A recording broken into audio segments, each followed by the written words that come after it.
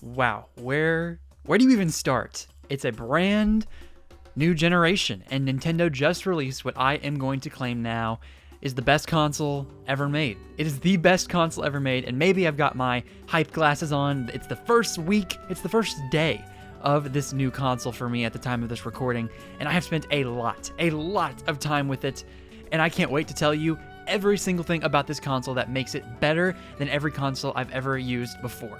Number one, we're looking at the Nintendo Switch here because that was my favorite console ever made in the past, right? And it was phenomenal, and I loved everything about my Switch. But the Switch 2 is simply the Switch 1, but better. And there are so many little things, and even the things that we know of, that no one could really fully comprehend how important they would be and how much of an impact they would make until we got the thing in our hands. And with the Nintendo Switch 2, one of the biggest things is just having better graphics. That is it. That means so much to so many of these games, including Nintendo's old first-party games back in even 2017 to the initial Nintendo Switch launch. And I have tested out pretty much every single free update game that they had for the Nintendo Switch, and they are phenomenal. Games like Mario Odyssey look better than ever. It's gorgeous. It runs at a smooth, silky 60 FPS like it always had before, but now it meets that 4K resolution that so many people had wanted it to reach. It looks gorgeous. 3D World is better now with Game Share, and Bowser's Fury now has those visual updates. You've got HDR, you've got 4K, you've got 60 FPS. There is no more stuttering when Bowser comes out of his shell. It is just perfect. Everything is perfect. Link's Awakening, Echoes of Wisdom, in the middle of the King's Castle for Echoes of Wisdom, and in the middle of the town for Link's Awakening. Every single time you would go there, the frame rate would dip and chug. Like, the game would just go so much slower, and you could feel it and see it, and it felt gross. That is gone. It is just simply gone. I played ARMS yesterday, 2 players, with my brother-in-law. Shout out to him. I know he watches these videos, but dude, ARMS was so much better. It looked better, it ran better, it felt better, and my Joy-Con were so much larger. The Joy-Con 2, it's better. Everything is better, and that cannot be taken for granted here because with the Nintendo Switch, it was just so novel to take your home console games anywhere, anytime. Now that novelty isn't as big of a deal anymore, and I was a little bit worried that that would be a detriment to the console, that it's not as novel. But now that I have it in my hands, I can tell that novelty will never go away, especially considering how gorgeous the system looks in handheld mode. And to be honest, I think you're going to get more out of this console if you are a handheld only, or at least you play both, or most of the time in handheld, because the thing is gorgeous. The screen is beautiful, and I took it on the go. I took it everywhere. I tested this thing as much as I possibly could. I kept it on the highest brightness setting, and I played Mario Kart World for a couple hours, and it really didn't drain the battery that much. I started at like 70%, and after a couple hours, I was at 30% at the highest possible speaker system, highest possible brightness, everywhere. I went outside. It was great, and it wasn't as big of a deal as people have been saying it is. And just even that, right? Like, I take it outside, and there are just things I see about this console that wasn't advertised, things that they wouldn't have thought to tell us, but that are just better. This console has been so much more thought through and was really battle tested before it made it to store shelves, before it made it to our homes. I could take it outside, right? And of course, every screen ever has glare. When the sun is bursting onto your screen, it is harder to see it. But with the Switch 2, it's not. Like, I was playing it in the car, other people were driving, and it was bright, and the sun was bursting in, and I could see the screen perfectly fine. It was so vivid, so bright, and that was one of the things I've been worried about, and a lot of other people were worried about. It's not an OLED screen, it's an LCD screen. With the OLED screen, each individual pixel that you see is lit up and is being used. And for all of the different dark spots, like for example, if you're in a dark area or you're playing Metroid, for example, Metroid Dread, and you are running over a black piece of tile, and underneath it, there's nothing that it wants to show you because there's nothing hidden there or anything, so it's just black screen. On your TV or in handheld mode, if you have an LCD screen, that is just a dark light. But with the OLED, it literally turns off the pixel. So you're not just looking at a dark light, you are literally looking at nothing. It has turned off that individual pixel. And so that is why it is so much more vivid, so much more bright, and so much more intuitive and thought out, but also more expensive because the technology is bigger and better. But with an LCD screen, you don't usually get that much, but LCD technology has come a very, very long way, folks. And now that the Switch 2 has HDR capabilities, It looks beautiful. And I'm telling you right now, I compared the two, the OLED versus my Switch 2. And I'm telling you, it doesn't make a big difference. I don't see much of a difference at all, both on ultimate brightness, no auto brightness, no nothing. It's just at the top of its powers, and they both look very, very good. Maybe the OLED looks a little bit better if I were to really do rigorous testing and really just pay attention to it, but most people aren't gonna notice. Most people aren't even gonna figure out that it's any different. They're just going to think, wow, this screen looks better. Because not only is it brighter, and not only does it have HDR capabilities, but because it is so much larger. The screen is 8 inches now, compared to the OLED, and Switch is much less of that. But because the screen is bigger, part of me was also wondering, well, if it's that much bigger, then it's going to be easier for me to point out flaws and see different things in the system, in the games itself, as to why it's not as good of a screen. But I'm telling you, the 120 frames per second in Mario Kart World, the 120 hertz, these make big differences. And for it to be 4K, for it to be 1080p in handheld mode, it is gorgeous. Looking at the screen, there is no problems whatsoever. And I have been mostly playing Mario Kart World, and I know Welcome Tour also runs at 120 frames per second. Mario Kart World, 120 frames per second in handheld mode. HDR capabilities at full brightness, full speaker, it's wow. It is amazing. And also, another huge feature with this console that is not being made of its full capacity yet, like we haven't quite seen any piece of software or just anything within the console itself that necessarily requires you to use this to see how great of a feature it is, but the mouse mode, man. I am using the Joy-Con 2, and I am taking them out of my grip, and I am on the home menu or in the shop or doing whatever in any capacity, and I take it and I can immediately put it sideways, put it on my lap or on the couch or literally anywhere, and immediately use it as a mouse. This is going to be so useful if we ever get some sort of a web browser, or for any sort of first-person, third-person shooter game, or for any Sims game. Obviously, anything you could ever imagine wanting to use a mouse for, things that PC gamers have been saying for years are way better and make you more skillful, a better player, or whatever. It's going to be capable on the Nintendo Switch 2, and that is not a gimmick. That is a feature. That is something that will be used for years to come, and people are going to love it. There is a big, big difference between something that is novel and useful versus something that is simply a gimmick that is only there to make you feel, oh wow, that's cool and weird. The Wii controls, Waggle controls, those were a gimmick. Those were not something that were novel or innovative. Those were just something that you would use for one generation, people get tired of it, and then when you move on, it's hard to preserve those games because no one is using those type of motion controls anymore. The Wii U gamepad, it was not novel and useful. It was a hunk of plastic that got in the way of third-party developers and indie developers and all these other people who did not want to go out of their way to develop software that made sense for the Wii U.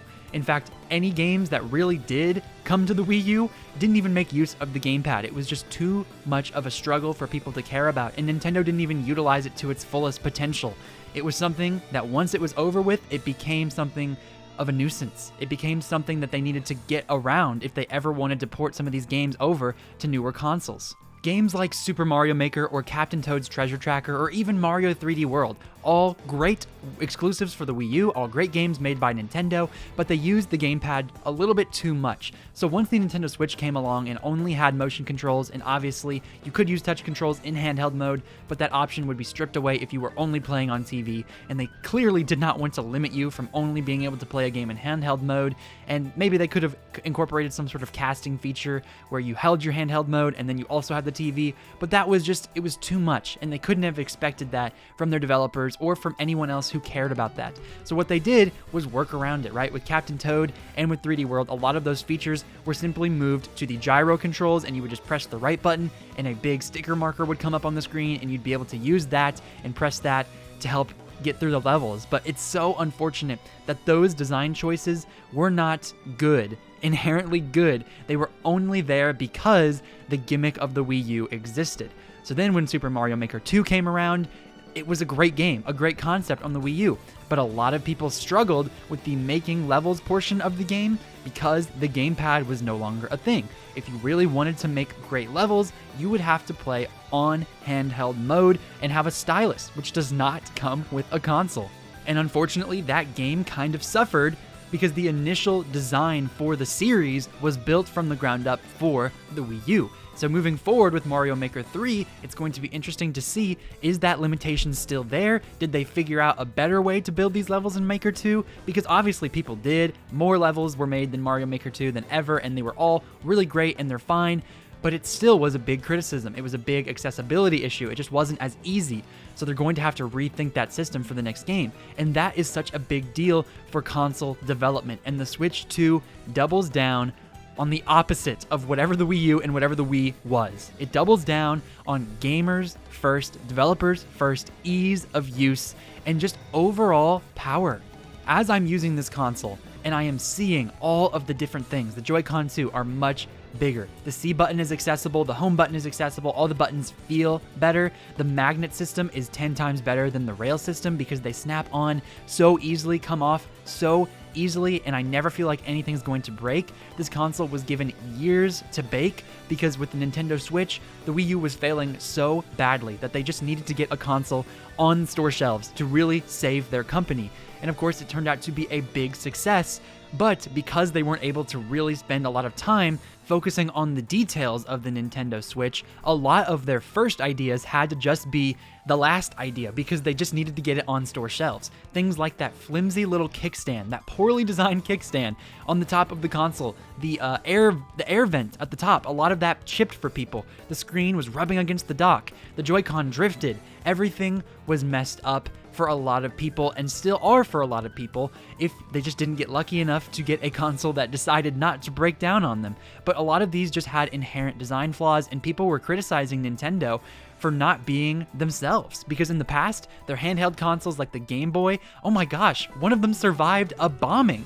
I mean, you can look it up, it's in a museum somewhere. A Game Boy console still works and was bombed. That's insane, that's quality.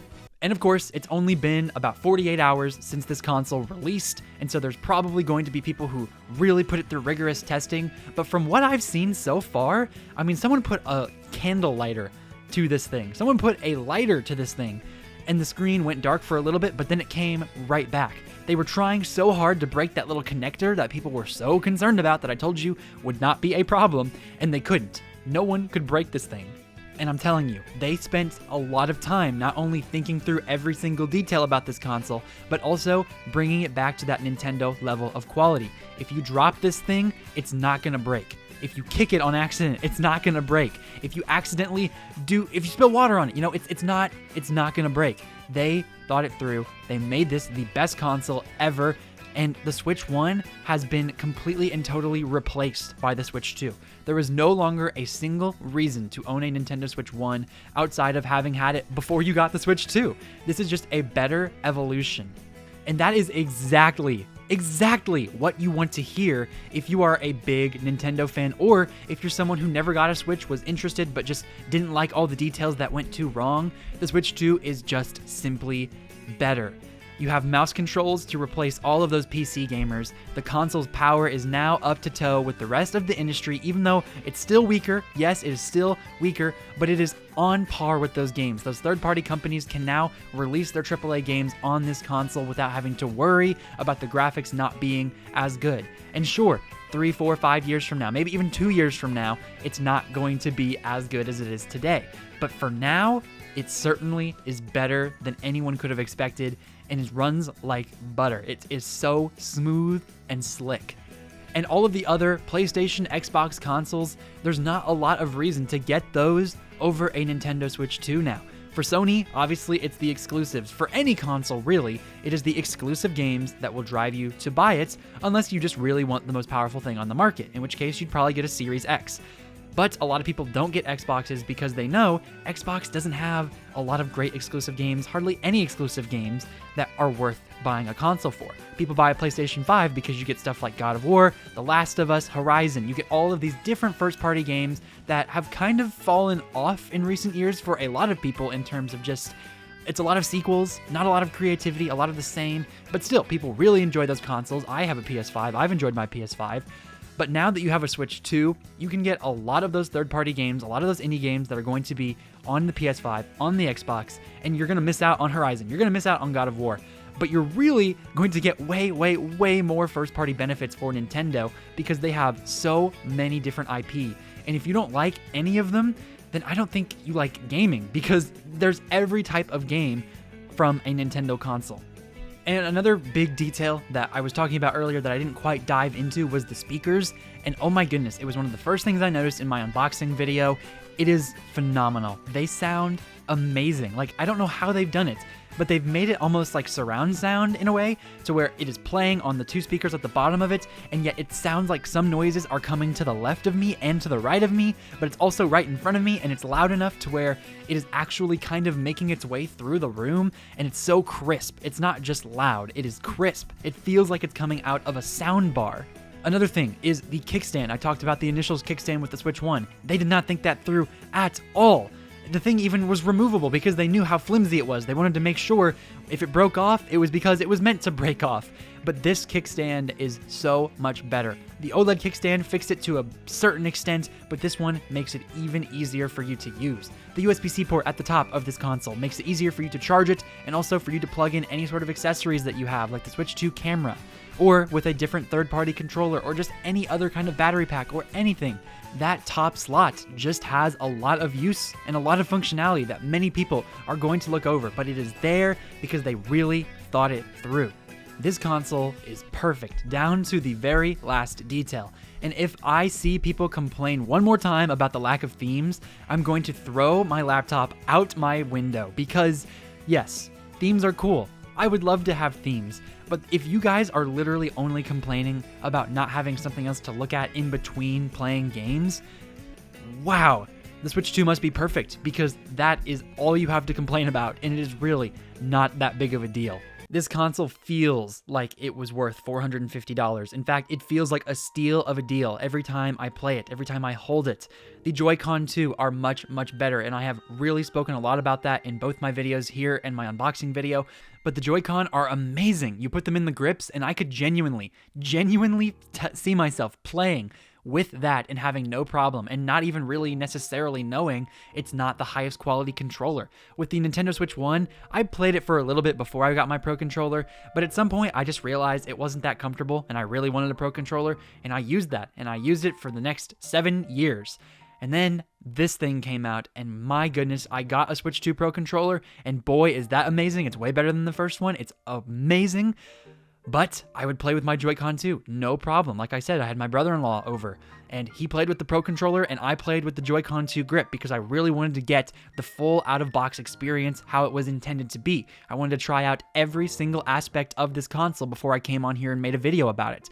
And it is amazing. The buttons feel better. It's more higher quality. They're bigger. They're not as clicky. They're like squishier, but also they don't have... like, they have a lot of give, but they don't feel like they're going to break. I don't feel like I'm going to mess them up. They just feel nice to push. Another complaint people had with the Switch is that it felt like it lost a lot of its personality. There wasn't any menu music. There wasn't hardly anything in terms of UI visuals that made this console more endearing than the Wii U. And I even saw a tweet the other day of someone saying that the Wii U UI was 10 times better than the Nintendo Switch 2. And I can't help but think that is just simply laughable. Now, yes, there is no menu music for the Switch 2, but when you're turning it on, it does have that jazzy music. I saw that in the unboxing video. Again, go check that out to see exactly what happens with that once you turn the system on, but the music is jaunty, it is jazzy, it feels like it has a lot of personality. And then once you finally get to the home section for the very first time, all of the different effects come up, and they have different noises, and every time you click a different UI button, every time you click the settings or the game chat button or the Nintendo Switch Online or the shop, it has different sound effects, and they all are different than the Switch and aren't the same type of sound. They make those cute little sounds that people have been really missing since the 3DS days, since the Wii U days, and it's great. And I honestly do think there is certainly a time and place for people to say, you know what, the Wii U UI appeals to me. But to say it is objectively better than the Switch 2 is just ridiculous. Because to me, sure, I would love to have some ambiance, right? Because they got a little bit of music on the Wii U, not a lot. It's just like little dings and sounds here and there. But when I think back to the Wii U UI, and I'm telling you, I got perfect memory with this thing. I spent so much time with the Wii U. I spent more time with the Wii U than 99% of people watching this video. I'm telling you, it wasn't better. It's just not. If it has more personality, I will give you that. It looks like little bubbles, and once you're looking at the TV or in handheld, you can look and the Mii's are there, and it goes around your games or games that you've played or games that are on your wish list or whatever. That's kind of cool, sure, but then you go to where the game sections are, and it's pretty much the same thing as the Switch and Switch 2, except it's just rows and rows of little bubbles, and I enjoyed it at the time, but I'm telling you, with how slow that console was, you would turn it on and it could take minutes at a time for it to even load. Once you got to the home screen, pressing literally anything, a game or the shop or any feature whatsoever would take so long for you to get to, and if you accidentally clicked it, then it would take forever for you to get back to the home button and then press what you actually meant to press, and then take another few minutes for that to load. And of course, the Switch and Switch 2, now especially with the Switch 2, there are hardly any loading times whatsoever, and everything is just so much more straightforward. Everything is streamlined, and it's so much more useful. It respects my time so much more. And I know if it had a little bit more personality, people would like that, and that could be a happy medium. But I'm telling you, how it is now is perfect. You turn the thing on, and boom, you're greeted by your games and all the different icons you could ever want to push. Everything is just perfect in the sense of I am getting on my console not to fart around, but to play games and have my time be respected. And the time is absolutely respected by Nintendo and the Switch 2. You just get right into the games, and it takes hardly any time at all for them to load. And to talk a little bit more about what I talked about earlier, consoles are nothing without their games. And of course, day one, Mario Kart World, Nintendo Switch 2 Welcome Tour, Cyberpunk 2077, the Switch 2 editions of Breath of the Wild and Tears of the Kingdom, Fast Fusion, like all of these great games, Deltarune, all on day one. And, of course, every single game from the Nintendo Switch is backwards compatible with the Switch 2.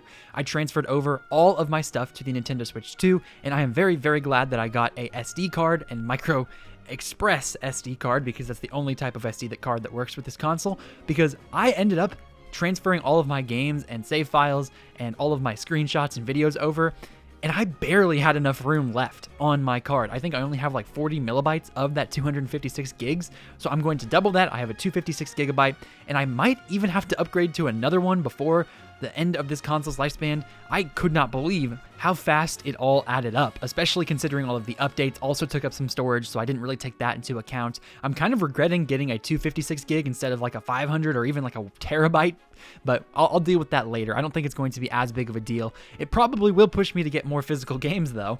But as I was saying, the console itself just boosts up the Nintendo Switch library already. Of course, you've got some great Switch 2 exclusives, a video about Mario Kart World. Don't worry, my review, impressions, whatever I'm going to do about that game, it will be coming very soon. But for the Switch 2 itself, all of those games are amazing. The backwards compatible games are even better. Of course, all of those Switch 2 editions that came with Breath of the Wild, Tears of the Kingdom, it's just wow. I played both games. I tried out some of the smartphone features.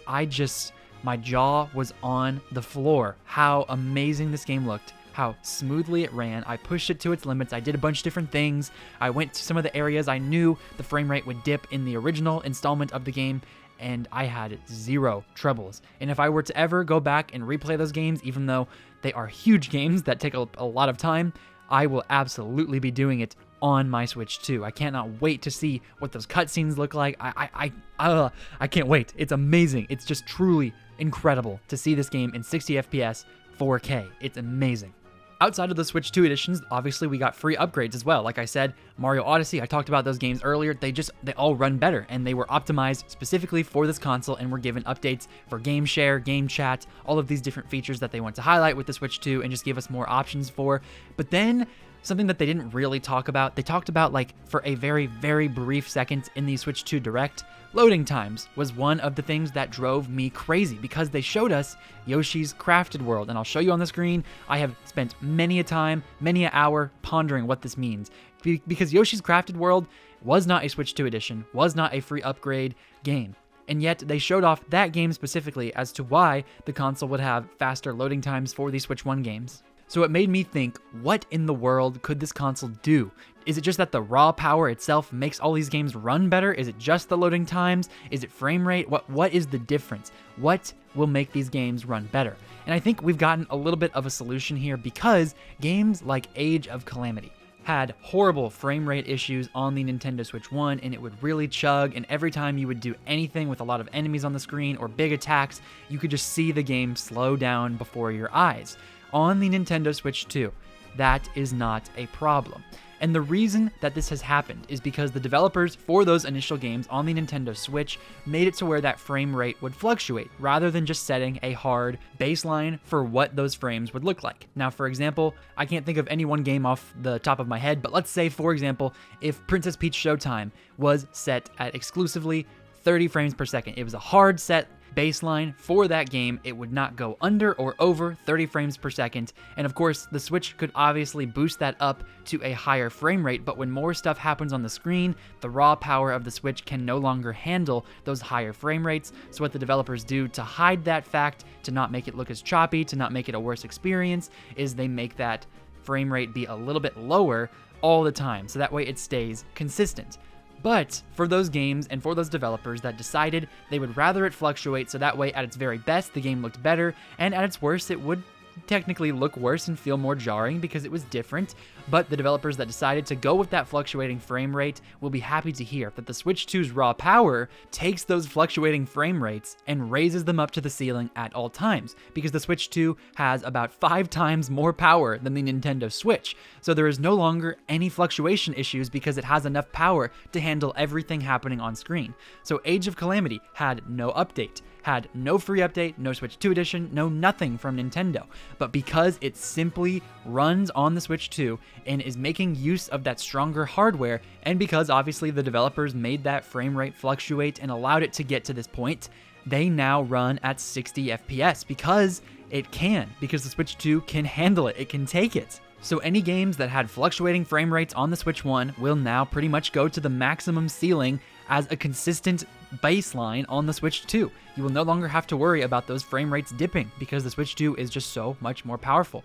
Bayonetta 3 is now at 60 FPS, and it was not a free upgrade game. It just can do that now because of the fluctuating frames. And with games like Mario Odyssey that I checked out myself and Smash Bros. Ultimate, sure, those games, well, Smash didn't get an update and Mario Odyssey obviously did get a visual update, but they both also load faster because of the update for Mario Odyssey, but because of the raw power of the Switch 2 for Smash Bros. Ultimate. You can now go and select any of the characters, select their alternate costumes, and not have to wait for it to load. It's instant. And you click your characters and you click ready to go for the battle, and there's no loading screen whatsoever. You click it and boom, you're in the match. It just loads better. It's faster, it's stronger, and that is such a big deal to me. So the Nintendo Switch 2, it needs to develop a lot of different games to be considered the best console ever made. It needs to have a library that rivals the Switch 1. But we're off to a great start, aren't we? Backwards compatible for the Switch 1 games, all these games now run better. Mario Kart World is a phenomenal launch title that will sell an obscene amount of units. It will sell so many copies. Nintendo Switch 2 Welcome Tour is a great $10 experience for people who really care about the console. And also, the Switch 2 editions of Breath of the Wild and Tears of the Kingdom just gives us a little taste of what those games can look like moving forward. Now that we see what Mario Kart World is, now that we see what Tears of the Kingdom and Breath of the Wild can do with this hardware, imagine what all of these amazing, talented, amazing directors and developers can do with this hardware, building games from the ground up. I'm frothing at the mouth, and I cannot wait to see more first-party games from Nintendo and just to see what they've got in store for us, because this, it's special. This has the chance to be something special, and I'm calling it here and now. This is going to be, and already is in my opinion, the best console ever made. So, thank you so much for making it to the end of my video. I really appreciate your time and just for enjoying my content. Make sure you click that like button and subscribe button if you enjoyed the video. It really helps out the channel. Click that notification bell to make sure you know exactly when I release my videos, and consider joining my membership program, link in description, to make sure you help support the channel and get early access to all of my videos and a bunch of other special perks. Make sure you click on the left side of your screen if you want to see my unboxing of the Nintendo Switch 2. And click on the right side of your screen if you want to see my goodbye video to the Nintendo Switch. What an amazing console generation that was, and here is to a brand new one. Thank you so much for making it to the end of the video. Once again, you are amazing. Make sure you have yourself a phenomenal day. This has been Ray's Nintendo Talk. I have been Ray, and I will see you all in the next video.